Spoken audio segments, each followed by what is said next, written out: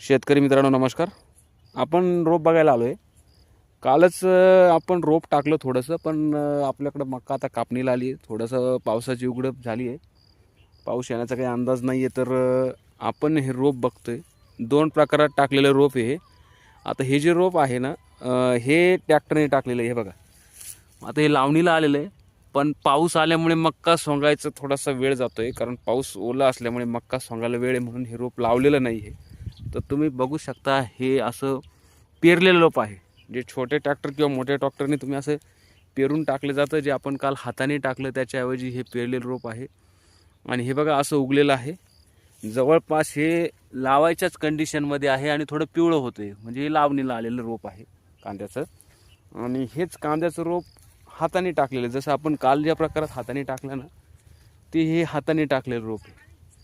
साधारणतः हाताने टाकल्यानंतर हे असं येतं आहे आणि ह्याला आता लावायची गरज आली आहे.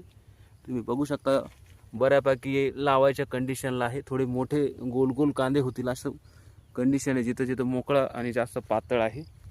तर हे असं हाताने टाकल्यानंतर रोप होतं, बऱ्यापैकी दाट येतं. आणि याच्यामध्ये काय होतं, आपलं कांद्याचं बरंच रान लागलं जाऊ शकतं.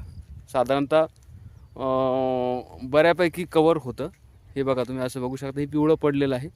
याला कारण असं आहे की हे रोप लावायचं होतं आणि त्याच वेळेस खूप पाऊस झालेला आहे आणि रोप बसू शकतं. पण ही जी जमीन आहे, बसू म्हणजे जे आपण प्रकारे जळतं ना, रोप खराब होतं, तर ते प्रमाण इथं कमी आहे. कारण ही जे आम्ही जे लावतो ना रोप, तो एरिया असा आहे की ती उतारावरची जमीन आहे, इथं पाण्याचा लगेच निचरा होऊन जातो. तुम्ही बघा, तिकडं पण असे खूप भारी वाफे आहे. हे लावलेलं म्हणजे जे रोपांनी आपण पेरलेलं आणि हाताने फुकलेलं, म्हणजे हाताने असं टाकलेलं रोप आहे. हे बघा, खूप जबरदस्त असं दाट रोप आहे आणि याच्यात बऱ्यापैकी रान लावून होईल आपलं. तर हे हाताने टाकलेलं हे बघा. आणि वाफे असे लांब आहे. हे वाफे लांब आपण कालच व्हिडिओत बघितलं ना, हे लाफे वाम केल्याने काय होतं की पाणी याच्यात साचून राहत नाही, जेणेकरून कांद्या पिकासाठी पाणी जास्त लागत नाही.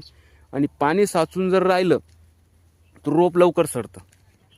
याला पाण्याचा निचरा होण्यासारखी अशी जमीन आणि जागा लागते, जेणेकरून पाऊस जरी जास्त पडला तरी पाण्याचा निचरा होऊन जाईल आणि रोप खराब होणार नाही.